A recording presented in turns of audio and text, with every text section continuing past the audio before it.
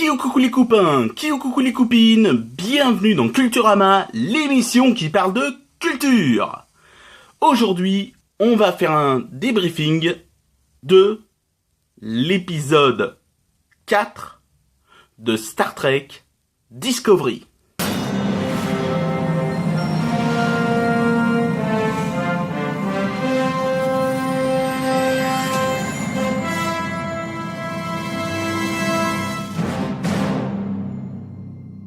Alors, qu'est-ce que j'ai pensé de cet épisode 4 ? J'aime pas trop spoiler les histoires, mais c'est un petit peu nécessaire.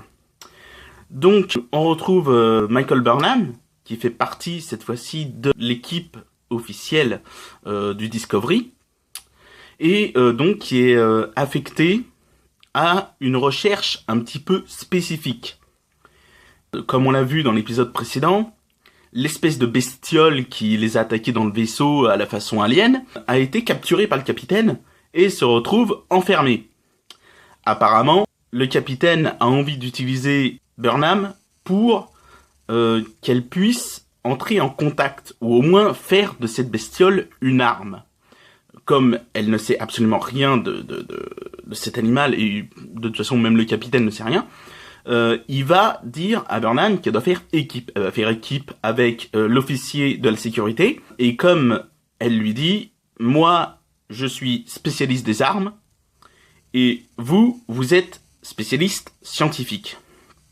Ce qui fait qu'en fait, les deux sont là. L'une pour faire des recherches sur la bestiole et savoir comment elle fonctionne. Et puis l'autre est là plutôt pour savoir qu'est-ce qu'on peut en faire, comment on peut l'utiliser comme arme. Seulement voilà, ça va pas se passer comme prévu. Burnham va découvrir que cette bestiole est un espèce de tardigrade géant. Ouais, voilà. C'est un tardigrade géant. Et elle explique justement les particularités de cet animal microscopique, qui en fin de compte, là, est plutôt macroscopique. Voilà, normalement, il est tout petit, le tardigrade, on ne le voit pas à l'œil nu.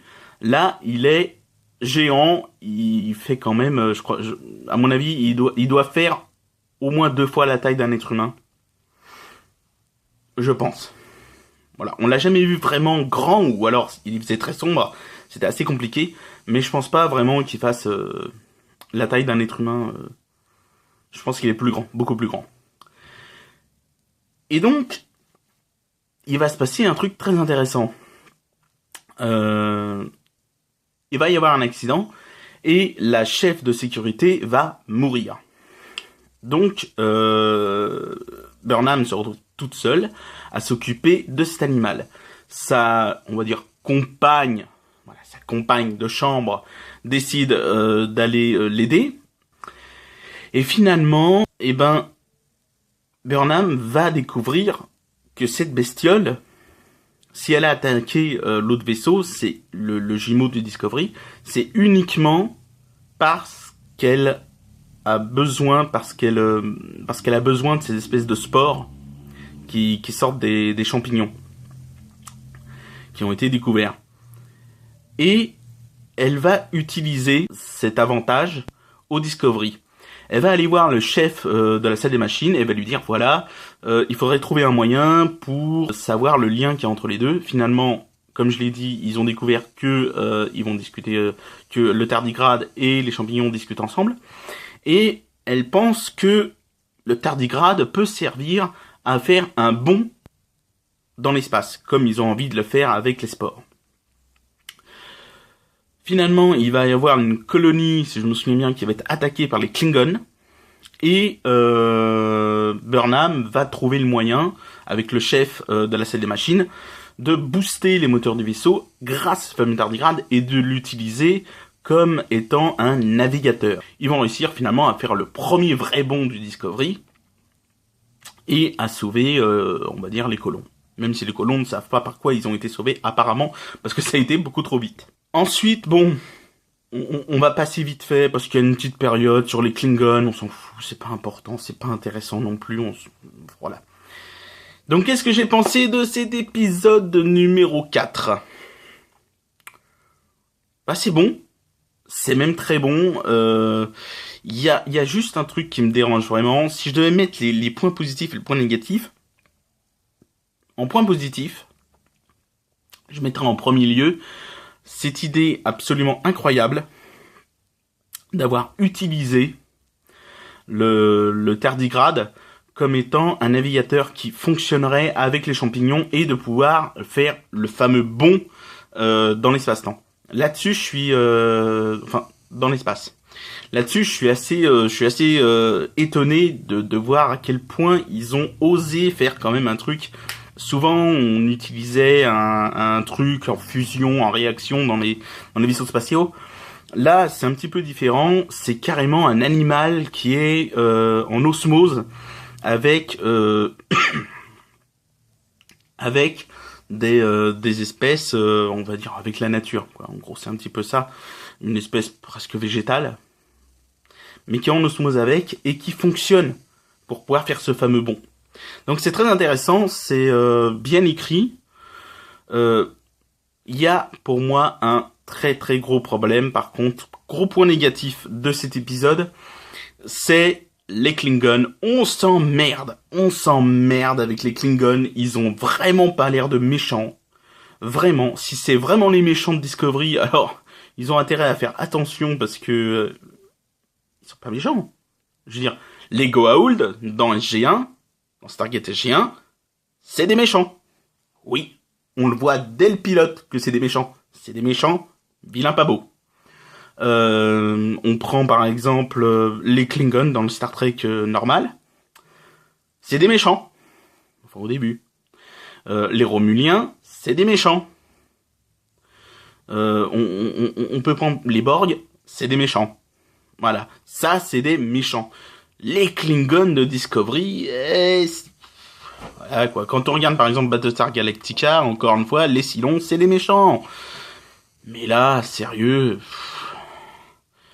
il faudrait vraiment leur mettre une étiquette marquée méchant ici, pour comprendre vraiment qu'ils sont une menace. Parce que pour l'instant, on suit d'un côté le Discovery, qui fait sa vie, et de l'autre côté, on suit les Klingons, qui font leur vie. Voilà. Toute la partie basée sur le Discovery est juste super intéressante. Ça bouge dans tous les sens, c'est bien, on comprend tout, même si parfois c'est un petit peu complexe. On commence à avoir de l'empathie pour les personnages, ça c'est très important. On commence à s'attacher à eux, et en cela, justement, c'est bien écrit. Quand on découvre finalement que je sais plus comment il s'appelle, le pote là, j'ai toujours un problème avec son nom, l'ancien pote de Burnham, on découvre finalement qu'il a très peu de respect pour son capitaine parce que il prouve, à mon avis, il doit trouver que son capitaine c'est un sale con, et il a pas beaucoup de respect pour lui, et c'est une chose que je peux comprendre en toute honnêteté. Maintenant, qu'est-ce que je dois penser de l'épisode 4 ? J'attends l'épisode 5, vraiment. Je l'attends presque avec impatience, comme je l'ai expliqué. J'ai décidé de mettre en place un système simple. Je juge la série sur ce qu'elle est, c'est-à-dire une excellente série de science-fiction. Et je laisse tomber tout le côté Star Trek, parce que ça n'a rien à voir. Comme je l'ai expliqué, si elle faisait partie, par exemple, si l'histoire se passait au 25e siècle, je serais tout à fait d'accord. Mais là, je ne suis pas du tout d'accord avec ça.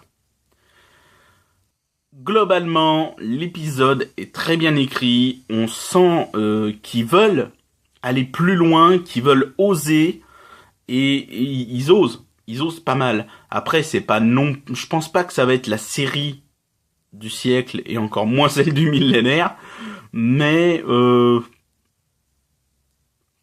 au train où vont les choses, s'ils continuent à s'améliorer comme ça, saison par saison, je pense qu'on arrivera peut-être à 2 voire 3 saisons. Alors que quand j'ai vu le premier épisode, j'étais tellement remonté que pour moi, ça allait pas durer plus d'une saison. Peut-être qu'il va y avoir une seconde saison, puisque globalement, les fans de science-fiction sont à fond dessus. Donc, je lui ai donné une note.